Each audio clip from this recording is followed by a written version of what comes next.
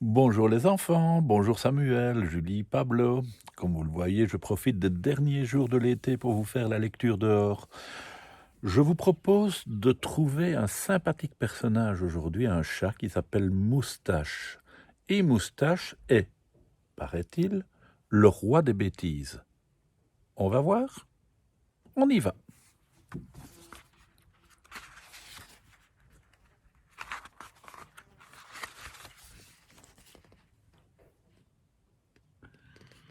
Ce matin, Moustache se réveille d'humeur guillerette. Un souffle d'air mêlé de pétales parfumés lui chatouille le nez. Ah, ah, ah, tchoum! Éternue le chaton en projetant un nuage de fleurs. Il y a un air de printemps dans l'atmosphère. Il s'étire de tout son long, puis finit par quelques entrechats. Je me sens bien.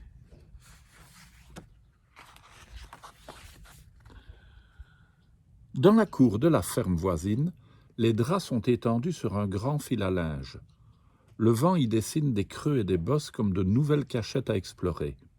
Ils forment de petits hamacs qui se balancent au gré du vent. C'est tentant. Moustache n'a qu'une idée. Et si j'allais m'y glisser? Aussitôt dit, aussitôt fait. Le chaton escalade le fil, il esquisse un pas en avant, teste son équilibre. Pas facile de s'improviser funambule. Patatras, le chaton tombe par terre. Il renverse dans sa chute une potée de prime-vert. Le vase en grès explose en 1000 morceaux. L'un des débris atterrit sur la tête de Moustache et le coiffe comme un casque de roi antique. Le nez dans les fleurs, Moustache se sent un peu ridicule. « Moustache, tu es vraiment le roi des bêtises, se dit-il. Il se relève et secoue doucement chacune de ses pattes. Tout va bien, pas de bosse ni de bleu, mais le chaton est couvert de terre. Moustache essaye de se lécher, mais fait vite la grimace. Sa langue est couverte de boue. Pouah, la terre n'a vraiment pas bon goût. Et avec toutes ses émotions, il se sent un petit creux. Moustache sourit. Dans son esprit se dessine une solution parfaite qui allierait toilette et déjeuner. Et s'il osait? Il lorgne depuis quelque temps le bocal du poisson rouge tout en haut du piano. La fenêtre du salon des voisins est ouverte. C'est le moment. Il se faufile dans la pièce, saute sur le tabouret. Première étape, ok, se félicite-t-il. Il se concentre sur la seconde étape et prend son élan pour atteindre le sommet de l'instrument. Il rate son bond et glisse sur les touches du clavier qui lui renvoient des sons épouvantables. Les oreilles en arrière, il s'affole et s'emmêle les pattes, brouille les notes dans un vacarme effroyable. Il retombe sur le sol et murmure en reprenant son souffle « Moustache, tu es vraiment le roi des bêtises !» À la seconde tentative, Moustache corrige son saut et parvient à hauteur du bocal. « Miam, cela faisait longtemps que je voulais aller à la pêche !»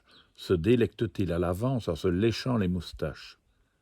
Avec grâce, il plonge l'une de ses pattes dans l'eau du bocal et tente d'attraper le poisson. Hélas, l'eau se trouble et devient terreuse, cachant le poisson aux yeux du chaton. Moustache, bredouille, secoue sa patte à présent toute propre. « Flûte, je n'y arriverai pas comme cela, se dit-il, tout déçu. Tant pis, Moustache a une meilleure idée. Il file dans la cuisine et entr'ouvre les placards un par un. Le tapage tire de son sommeil Médor, roulé en boule dans un coin. « Qu'est-ce que tu fais là ?» ronchonne le chien en soulevant une paupière. « Rendors-toi, chuchote Moustache, je n'en ai que pour un instant. » Le chaton se glisse dans le placard à provisions, renversant au passage un paquet de farine. « Hé, attention !» proteste Médor au-dessous, en émergeant d'un nuage blanc. « Hi, hi, hi, hi, rit Moustache, maintenant tu as le nez tout blanc. » Médor commence à grogner, mais Moustache brandit fièrement une belle boîte de sardines. « Regarde ce que j'ai trouvé. Tu as faim ?» Ne reste plus qu'à ouvrir la boîte métallique. Moustache tire sur la languette, et hélas, celle-ci ne bouge pas d'une miette. Il tente une autre approche. Il affûte ses griffes et dessine une longue rayure sur le couvercle métallique. Il produit un son à donner des frissons. « Assez !» râle Médor en se couvrant les oreilles. « Ce son me fait grincer les dents. » Ses poils se sont dressés sur la tête.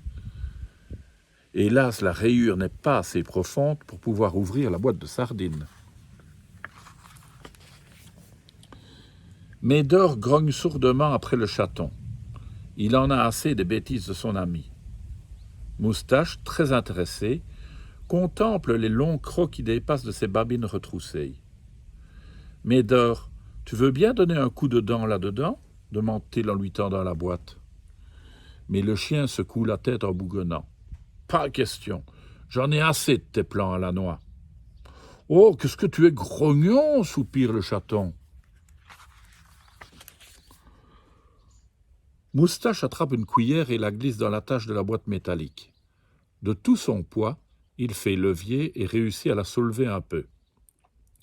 Il tourne la cuillère et tire de toutes ses forces.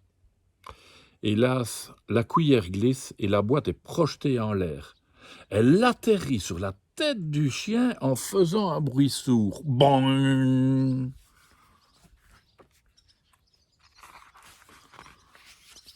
Médor est un peu sonné.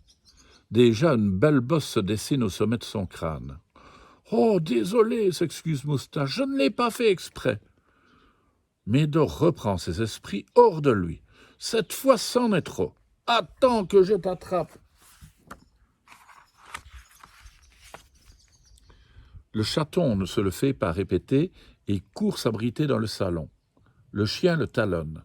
Ses crocs claquent près de son derrière. Moustache saute sur la table, suivi par Médor, qui renverse la chaise. Ils roulent tous les deux et atterrissent dans les rideaux du salon, qui s'écroulent sous leur poids. Le salon et la cuisine sont sans dessus-dessous. Les deux amis entendent des bruits de pas et une grande ombre se profile dans l'intervalle de la porte. « Qu'est-ce qu'il se passe ici ?» Moustache se fait tout petit et s'abrite sous les pans du rideau. « Vite !» Médor le pousse en avant. « C'est pas moi, c'est Moustache qui s'est encore introduit chez nous » tente-t-il pour se défendre. Le chien pense s'en sortir à bon compte, mais la sentence le surprend. « Je ne veux rien savoir. Allez nettoyer toutes vos bêtises. » Eh oui, toi aussi, Médor. Dans la cuisine, les deux amis se sont mis au travail. Médor pleurniche encore. « C'est pas juste. J'ai rien fait, moi. » Moustache s'approche de son ami un peu penaud. « Excuse-moi, Médor, tout est de ma faute. Un câlin pour me faire pardonner ?» Mais Médor recule en ronchonnant. De dépit, Moustache lui jette une serpillière sur la tête. « Oh, arrête de grogner sans arrêt !» Médor se glisse derrière son ami et lui déverse un seau d'eau sur le crâne. Moustache, surpris, fait un bond en hurlant. Il commence à pester. « Médor, t'as pas le droit !» Mais il s'arrête brusquement devant le regard pétillant de son ami. « Qui est-ce qui grogne maintenant ?» demande Médor d'un ton malicieux.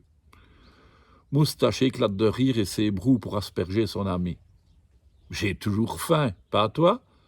Regarde, la poubelle de la cuisine est pleine.